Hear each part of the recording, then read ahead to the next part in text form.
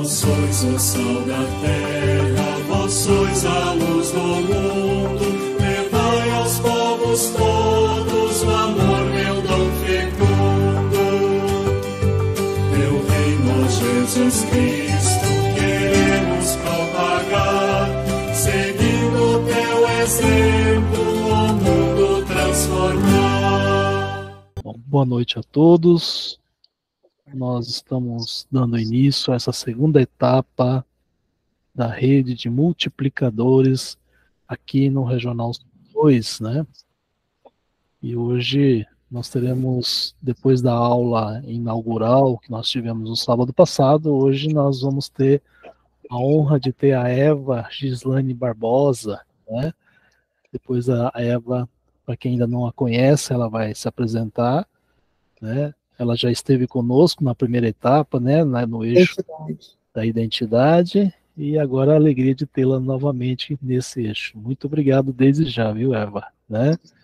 E já vou passar, então, a palavra a Eva Gislane Barbosa, né?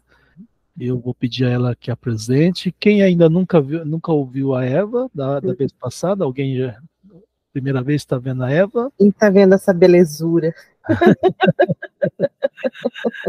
Mas, de qualquer forma, Eva, se apresente, né? Pois não, é uma alegria estar aqui. Eu agradeço realmente aí a coordenação desse projeto, né, por ter permitido, né, e convidado para estar aqui.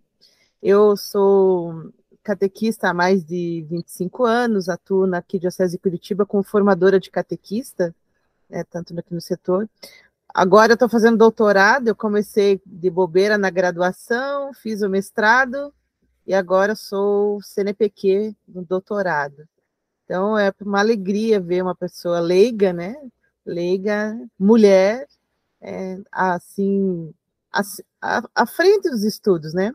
Eu também participo do editorial de 2 revistas, né? Da PITS e Praxis da PUC, também do Caderno Teológico.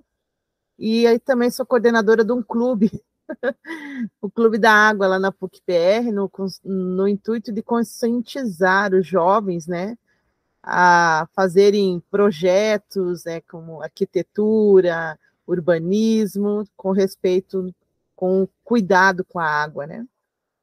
Então, o Clube da Água nasceu nesse intuito, né, de fazer com que esses novos graduandos, né, engenheiros, médicos, atuem observando esse cuidado com a água.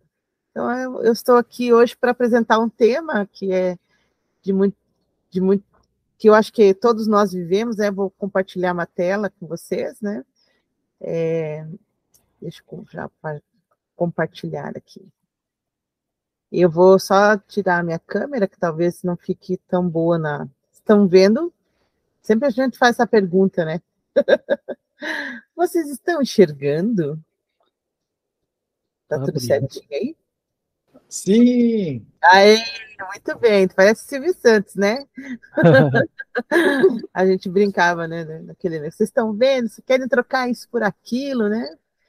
Então, o tema que nós vamos conversar, né, um pouquinho a respeito desse tema da vocação, do eixo vocação, é o tema muito chamados, né? Até me veio na cabeça quando eu estava pensando a respeito desse tema, a música do Padre Zezinho. Não sei se vocês lembram, né? Se ouvires a voz do vento, lembram? É uma muito antiga, ela foi regravada e ela é tão atual hoje, né? Porque nós continuamos ainda com esse ministério do leigo, que é tão grande, tão vasto, mas ainda são poucas pessoas que conseguem entender essa missão, né? Então, essa vocação, nós temos uma vocação universal, o quê? A santidade. Mas a gente não consegue ter essa vocação sozinha, como acabamos de ouvir na oração, não é mesmo? Nós precisamos de uma força, de um chamado. Quem faz isso para nós é o Espírito Santo. Ele que nos faz, ele nos dá força para esse chamado.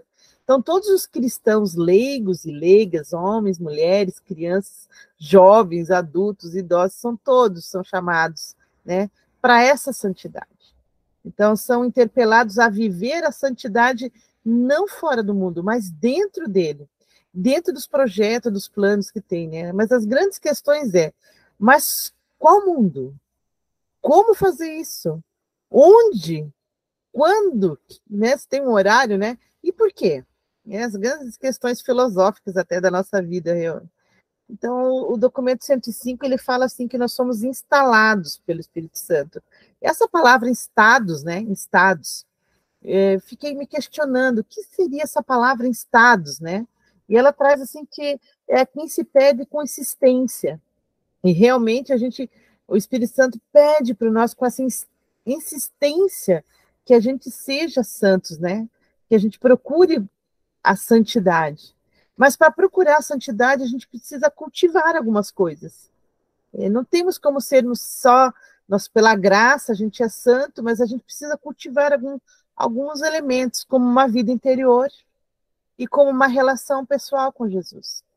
É isso que o Espírito Santo nos invoca, né? Eles nos pedem insistentemente para que a gente consiga fazer ser interpelado, para que cultivemos essa vida interior e essa relação pessoal com Jesus. Mas essa vida interior, que vida interior é essa? Eu tirei umas palavras do Padre José Kennedy, que ele é o fundador, né, acho que agora não vou lembrar, acho que é da... Das irmãs de Chastaté. Essa mesmo. Eu não consigo falar o nome. Então, ele é o fundador. Assim. Eu achei muito interessante, quando eu fui fazer uma pesquisa a respeito da vida interior, que ele trouxe esse elemento, né? Não é necessário conhecimento extraordinário do mundo e dos homens para ver que o nosso tempo, com todo o progresso e suas múltiplas descobertas, não consegue livrar o homem do vazio interior. O grau do nosso progresso nas ciências tem que ser acompanhado de igual aprofundamento interior e crescimento espiritual.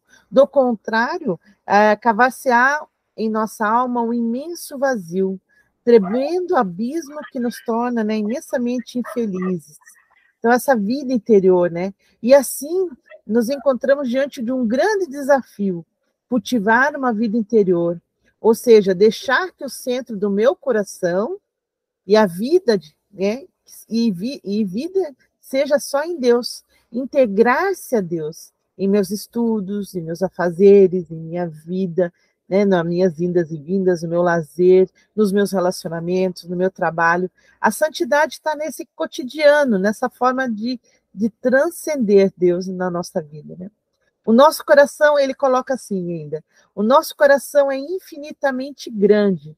Sempre pensamos que isso ou aquilo, né, que essa pessoa, essa ideologia, esse ídolo, né, esse objeto, que essa emoção vai preencher.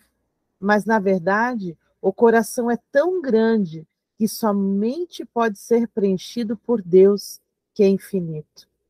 Eu achei isso fantástico. Porque, às vezes, a gente vê pessoas colocando as suas forças em coisas, em ídolos, né?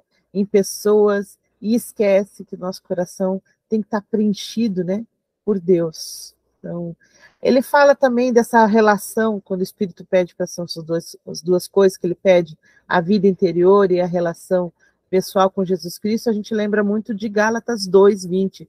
Vocês lembram o que está escrito em Gálatas 2:20? Alguém lembra? Vou ajudar. Eu vivo, mas não sou eu, né? É Cristo que vive em mim, a minha vida presente, na carne eu a vivo, na fé no Filho de Deus, que me amou e se entregou por mim. É isso que está lá escrito. Não sou eu mais quem vivo, é Cristo que vive em mim. E não é em qualquer vida, é nessa vida presente, é no dia atual. Então, nós somos iluminados pelo Espírito Santo diante dessas questões, mas não para a minha glória, para a minha salvação, para o meu bem. Não. Isso é vaidade, isso é egoísmo, mas é para a glória de Deus, para a salvação do mundo e para o bem de todos. Quando nós somos iluminados pelo Espírito Santo, ele visa essa forma, né? Não no cuidado, não na minha prospecção, não é a Eva, é para a glória de Deus. Eu estou aqui hoje para falar de Deus, que Deus seja glorificado através das minhas palavras, que eu possa ser uma pessoa que conduz as pessoas para o bem, que ajude elas a reconhecer a sua forma de salvação. Esse é o caminhar para a santidade no cotidiano. Então, o concílio ele foi muito claro na afirmação da vocação universal à santidade, que advém de Cristo, fonte de toda a santidade. Se nem todos são chamados aos mesmos caminhos, aos mesmos ministérios de trabalho, todos, no entanto, são chamados à santidade. Eu, às vezes, fico observando a forma como uma pessoa administra, né? Tem o seu dom diante do seu ministério, e às vezes eu quero estar ali do lado, fazer as mesmas coisas, e não é dessa forma, né? Cada um tem o seu dom, cada um tem a sua forma de apresentar a santidade dentro dos seus ministérios, dentro do seu trabalho, dentro da sua família. Então é o batismo que nos insere nessa santidade, né? Ele nos faz com que reconheçamos caminhamos cada vez mais próximos dessa santidade. E lá na exortação apostólica, o Papa João Paulo II, que foi muito bonito, que ele colocou essa forma, né, que a santidade, a vida segundo o Espírito, nos é pedido diante da nossa vida como laicado, como leigos diante da comunidade, ela tem que ser ela é um fruto da santificação que suscita, né? Ela exige de todos nós que cada um de batizados um seguimento e imitação de Cristo. Então ele coloca assim, ó, no acolhimento das suas bem-aventuranças, na escuta e meditação da palavra de Deus, na consciência e ativa participação da vida litúrgica e sacramental da igreja, na oração individual, familiar e comunitária, na fome e sede de justiça, na prática do mandamento do amor em todas as circunstâncias da vida e no serviço aos irmãos, sobretudo ao quem? Aos pequeninos, aos pobres, aos doentes, aos que estão à margem da sociedade. Então, essa vocação à santidade, ela tem os seus lugares, né? Os seus âmbitos de atuação. Sobre a índole secular, o Vaticano II, ele fala assim sobre o caráter, né? Ele coloca que a vocação própria dos leigos é administrar e ordenar as coisas temporais em busca do reino de Deus. Então, nós não podemos ordenar, administrar e cuidar das coisas temporais a busca própria, a minha salvação. A gente tem que entender que a salvação, a nossa santidade, não depende da gente, ela depende do outro, depende de uma comunidade. E assim caminhamos, né? Sobre a participação na igreja, ela comenta que o Vaticano II fala que somos chamados a participar na ação pastoral da igreja. Se veja que a imensa maioria do povo de Deus é constituída por leigos. Até esses dias eu estava conversando com algumas pessoas que agora está aparecendo um monte de formações, né? De live a respeito da vocação. E daí eu estava vendo que a maioria das pessoas que são chamadas para esses momentos são de algum segmento religioso, né? Ou é um padre, é uma freira. São poucos os leigos que são chamados. E temos muitos leigos capacitados que podem estar lá falando a respeito do tema e falando da sua vocação. Então, isso às vezes me incomoda. Mas quem que me trouxe essa observação foi as formações diante do conselho, né, do CNLB, do Conselho Nacional dos Leigos, porque antes eu não conseguia visualizar isso. Eu achava que era normal, eu achava que só eles podiam falar, e realmente a gente observa que precisamos aumentar esse número, né? Então, mesmo mesmo o serviço dos padres ser uma minoria, ser pequeno, há uma crescente consciência dessa identidade da missão dos leigos na igreja. Então, embora não tão suficiente quanto nós queríamos, porque ainda a gente olha para as nossas paróquias, os nossos movimentos, e a gente observa que ainda estão pedindo gente para ajudar. Semana passada mesmo, 2 semanas atrás, eu participei do Conselho de Leigos, né, da paróquia, e os freis estão muito animados, cheios de projetos, animados para movimentar as pastorais, e daí um deles se levantou no meio da assembleia, né, uma pessoa, né, um colega nosso de trabalho na comunidade, levantou assim, que legal, Frei, está muito bom, e cadê as pessoas para trabalhar? Nós já estamos sobrecarregados com 2, 3 funções, 4 funções em pastorais. Aonde está o restante do pessoal para vir ajudar a gente nessas tarefas, nessas missões, nesses trabalhos dentro dos movimentos das pastorais. E a gente deixou o Frei sem palavras naquele momento. Então não adianta nada ele ter um grande projeto, ter um projeto bem formado, ter toda uma estrutura, se nós não temos os leigos para atuarem lá. E isso fica deixando a desejar, não é mesmo? Porque às vezes a gente fala tanto que a igreja é grande, que nós somos uma grande nação de cristãos, de batizados, mas ainda temos poucas pessoas atuando dentro das pastorais, dentro dos trabalhos das nossas comunidades. Ainda a gente fica pedindo ajuda, né? Pedindo nas missas, né? Nos momentos celebrativos, festivos, pedindo pessoas para trabalhar. E tem mais ainda, né? A gente ainda conhece a pastoral dos mesmos, sempre são as mesmas pessoas que estão lá atuando, né? Não se renova. Então, por quê? Porque ainda há as pessoas que não conseguem entender essa missão de atuação na santidade. Então, precisamos conhecer e viver os nossos direitos e deveres como povo de Deus. A gente quer uma boa celebração, a gente quer catequese, a gente quer que os ministérios funcionem, mas a gente também tem que ajudar. Quais são os deveres, né? Nós sabemos os nossos direitos, mas e os nossos deveres? Será que a gente consegue também atuar? Assim como cidadão, nós também somos cristãos, então nós temos que entender quando é o nosso momento de cobrar de uma comunidade e o momento de que nós devemos ajudá-la a progredir, a crescer, a se desenvolver. Então, sempre a gente tem essa meta, né? Daí o Frei, essa semana, estava todo entusiasmado que nós íamos começar a chamar novas pessoas.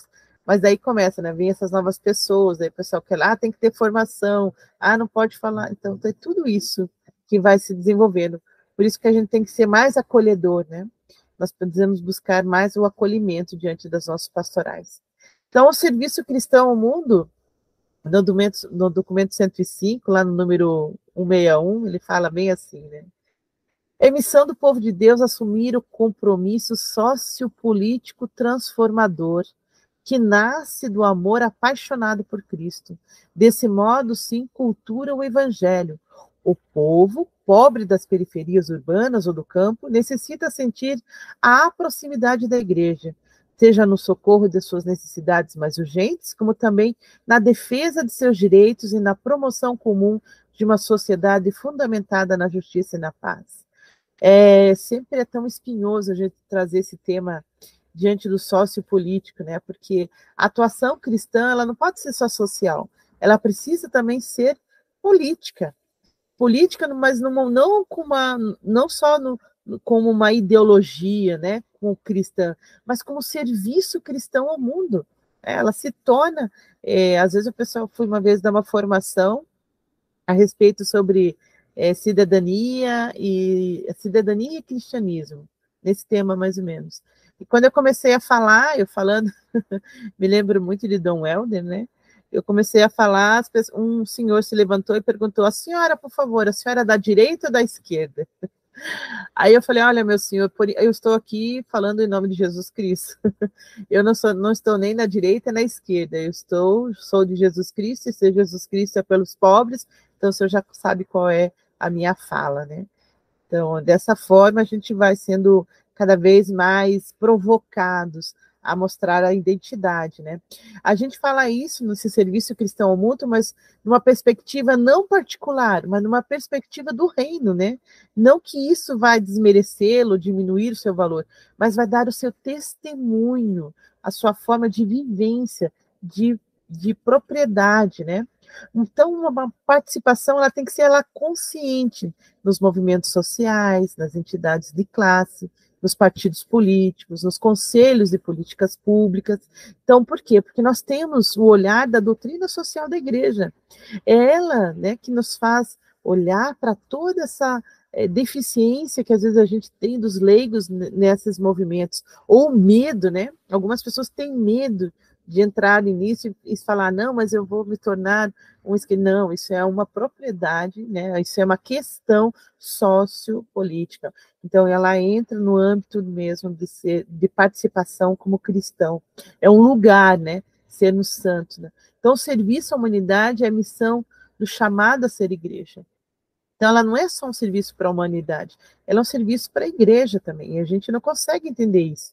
Às vezes a gente demoniza, né? Faz com que a coisa se torne muito mais difícil de conversar nesses temas, ainda mais recentemente, que passamos diante de tanta violência, diante dos tempos, a última eleição, né? Então, ela traz essas cicatrizes, esses medos de falar. Então, a exortação apostólica, lá em Paulo VI, né, no Evangelho Nuntiante, ela fala que o campo próprio da sua atividade evangelizadora é mesmo o mundo vasto e complicado da política, da realidade social e da economia. Então, se veja que nós não fugimos dessa dimensão. Nós temos que estar dentro dela para podermos sermos críticos, para podermos sermos observadores, né, construtores de uma realidade em prol dos pequenos, dos humildes, né, a quem está à margem da sociedade. Quanto mais leigos houver impregnados do Evangelho, os responsáveis em relação a tais realidades e comprometidos claramente nas mesmas, competentes para promover, né, essa consciência, de fazer desabrochar a sua capacidade cristã, muitas vezes escondida e asfixiada. Realmente, eu me senti asfixiada nos últimos meses, né? Me senti, tive que ficar escondida, né? Eu não podia me manifestar muitas vezes o lado que eu queria participar, o lado que eu queria votar, porque eu me senti oprimida. E isso não é um trabalho, né? A gente tem que se sentir livre para poder falar, para poder e falar das coisas de Deus. E falar das coisas de Deus é proteger aqueles que estão desfavoráveis, que têm menos, que não são tão atribuídos, né, de benefícios, né, diante da sociedade tão capitalista que temos hoje. Então, a igreja, com efeito, vive no mundo, embora ela não seja do mundo. E é enviada para dar o quê? Uma continuidade à obra redentora de Jesus Cristo, a qual, visando por natureza, era que salvar os homens, compreende também a instauração de toda a ordem temporal. Então, entender qual é sobre a dignidade humana, sobre os valores e o respeito diante das demais religiões, né? Diante do ser humano, diante da sua cultura. Isso é ordem temporal, trazer essa ordem, né? E quem é a igreja? Eu sempre falo assim, às vezes eu pergunto, pessoal, quem é a igreja? A igreja somos todos nós, é o povo de Deus, é aquele que ainda continua caminhando, buscando essa redenção, essa salvação, né? Então, lá em 1 João 3,3 fala que é todo aquele que nele tem essa esperança, torna-se puro como ele é puro. Então, todos nós caminhamos para essa santidade, né, diante de Jesus Cristo. Então, eu trouxe um vídeo, eu vou interromper aqui, porque eu acho que meu amigo vai passar o vídeo. Isso. Então, eu vou pedir... Tem esse vídeo que eu gostaria que vocês prestassem atenção, nesse vídeo, que eu acho que vai trazer vai trazer alguns elementos que a gente pode estar conversando depois. Oi, Kedma. Agora que vi você. Então, Oi, boa noite. Boa noite. Vou passar um videozinho, consegue passar? Ah, sim. Aí, tá chegando.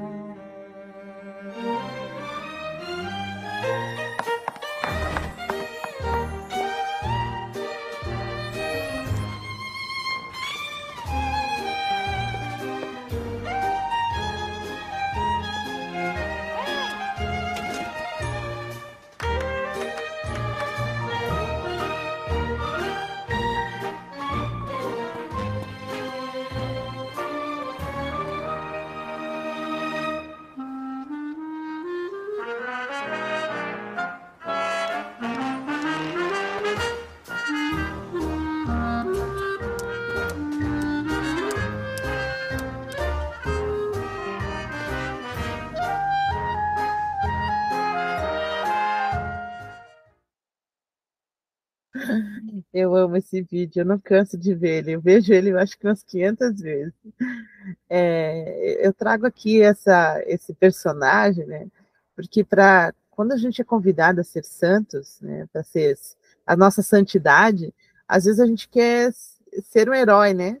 Fazer coisas extraordinárias, né? E eu tenho um ditado que fala assim: seja extraordinário nas coisas ordinárias, né? Então, eu vou só terminar de colocar ali, a gente já abre para algumas perguntas, né? Para a gente ver o que o pessoal está. Obrigado por compartilhar aí a tela, né? Então, o Papa Francisco ele fala assim que a santidade é um caminho para todos e que não depende apenas de méritos pessoais, né? Em vez disso, ele fala que nasce do amor de Deus, que ao ser reconhecido se manifesta em forma de serviço para os outros. Então, criamos um ideal de santidade fundado demais sobre nós mesmos, sobre o heroísmo pessoal, capacidade de renunciar, sacrificar-se para conquistar um prêmio, mas Papa Francisco nos alerta para uma visão distorcida da ideia de santidade da vida comum. Temos que abraçá-la no cotidiano, na poeira da estrada da vida concreta. Declarou citando Santa Teresa d'Ávila, que ele notou que ela notou, né, que a santidade se encontrava entre as panelas da cozinha. Então, experimentar Deus em todo o seu ser, senti-lo no seu coração, dialogar com Ele, chorar diante dele, alegrar-se nele, confiar a Ele a vida e o destino e mergulhar nesse seu mistério é se tornar-se santo, entender a santidade. Uma coisa é pensar Deus, outra coisa é sentir Deus em todo o seu ser.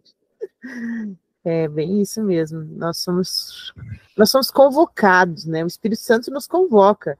Agora a gente que tem que decidir se vai ou não vai, né? E como que vai atuar dessa forma, né? Como que a gente vai aceitar? Porque, não sei você, Thales, mas depois que a gente aceita o convite, a gente se torna referência, né? Daí as pessoas, tudo que vem de pedrada, ó, é Eva, fala com a Eva resolve, sabe? Você se torna uma pessoa, o prego, né? O prego, porque tem todas as coisas que acontecem, né? As dificuldades que tem, mas você está feliz por quê, Eva? Você está, né? A inflação está lá em cima, você não conseguiu emprego para o seu filho, né? Seu filho, eu estou feliz porque eu pertenço a uma comunidade. Eu sou feliz porque eu pertenço a Jesus Cristo. Eu sou feliz porque eu tenho uma vida em Jesus, entende? Aquele sentido, aquilo como a gente leu agora há pouco, né? Daquele padre que colocou para nós. Nós somos o único lugar que a gente não podemos colocar no nosso coração coisas, né? Só cabe Deus lá. Deus que cabe lá, que preenche tudo, né? Todas as outras coisas são básicas, né? Ah, que bom eu tenho. Mas é Deus que preenche. É Ele que dá o sentido. É Ele que nos motiva, nos impulsiona, nos mostra o quanto somos valorosos. E nós não somos qualquer filho, nós somos filhos amados também. Então é isso que o batismo faz para nós, né? É isso que o Conselho de Leigos traz para nós, revela, né? Ele desvela, né? Olha, você é leigo, mas é um leigo importante. Você é um leigo que faz parte, né? Importante. Paulo, que lindo foi isso que você colocou. Fazer com que a comunidade participe da sua paróquia. É lindo isso. Quantas vezes a gente vê isso, né? A paróquia não é clubinho. Até fala assim, olha, vocês estão trazendo seus filhos aqui para batizar, na pastoral de batismo, não é para entrar no clube da igreja, é para serem partes de Jesus Cristo, é morrer e ressuscitar com Jesus Cristo. É isso que é ser batizado. Então, você não vem aqui querer carteirinha depois para entrar como sócio da igreja, porque isso não existe. É pertencimento, é corresponsabilidade, é coparticipação. Eu sou parte disso. Eu preciso estar presente na minha igreja como batizada, porque ela precisa da minha parte. Ela precisa do meu sim. Não posso ficar calada. E aí, se eu ficar calada, se eu souber de tudo isso, ficar calada, daí eu estou sendo condizente, estou sendo preguiçoso, estou sendo, né, acomodado. Né? Então, eu preciso mostrar isso, né? E isso eu preciso mostrar para o meu filho, esse amor, essa paixão, né? Esse, não pode falar que está gravando, né? Aquele T grandão, sabe o T grandão? É aquele T grandão que a gente tem que ter por Jesus Cristo, pelo Evangelho. É aquele T grandão que a gente tem diante das pastorais, diante do CPP, viu, Heraldo? Diante é lá. É esse que faz transfigurar o restante das pessoas. É isso que transfigura. E faz com que faça as coisas valer a pena. Vale a pena estar aqui, porque eu estou diante do reino, estou contribuindo para o reino. E eu sou feliz por isso. E louvo a Deus por isso. A minha vida é louvar a Deus sobre isso. Então, só tenho a agradecer nesse momento de colocar a minha vocação, o meu amor, né, diante de vocês, diante desse plano, desse projeto que não é só meu, né, é um projeto de Deus, mas que eu amo tanto que quero ver realizado. Realizado na minha comunidade, realizado na minha escola, realizado na minha faculdade, no meu trabalho, na minha família. Principalmente em mim mesmo. Primeiro tem que realizar em mim, para que eu possa passar para os demais. Se o reino não for realizado em mim, eu não consigo passar para frente. É através do eu Eva, que o reino vai se manifestar nos demais. Se eu não tiver isso forte em mim, eu vou ficar cansado, eu vou achar dificuldade, eu vou achar problemas, eu vou achar tudo que tem, né, para desistir desse caminho. Mas primeiro esse reino tem que realizar em mim. É isso, falo de uma apaixonada. Sou apaixonada, fazer o quê?